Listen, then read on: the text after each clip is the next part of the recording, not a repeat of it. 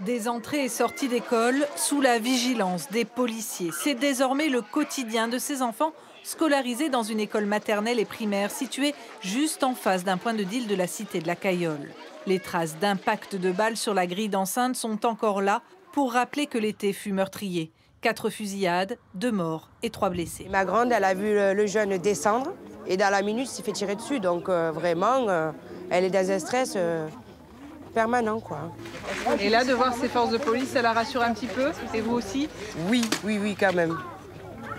Et bon, pour combien de temps? Une présence policière rassurante, mais une situation intenable sur le long terme, selon ces mères de famille qui témoignent anonymement par peur des représailles.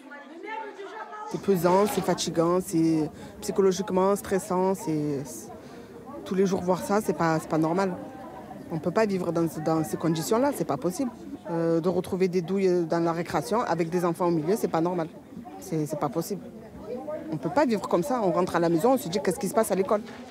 Des parents d'élèves à la fois inquiets et en colère, ils réclament le statut REP+, réseau d'éducation prioritaire renforcé, pour que des moyens supplémentaires soient alloués à cette école, mais également à l'ensemble du quartier. Ce n'est pas la présence policière qui va arranger les choses. C'est un pansement sur une plaie, mais la plaie, il faut aller voir en profondeur et voir ce qu'elle est et trouver des solutions pour la guérir, en fait, tout simplement. Et nous, pour nous, on est malades. On est tous vêtus de noir aujourd'hui parce qu'on est un petit peu, vous savez, comme en deuil pour notre école, en deuil pour les morts qu'il y a au niveau de la cité. Pour le trafic de drogue, il y a la place, mais pour les habitants, il n'y a rien. Sortir de chez eux sans appréhension, offrir une vie plus légère à leurs enfants. Les vœux simples de parents pour qui cette rentrée des classes a un goût amer.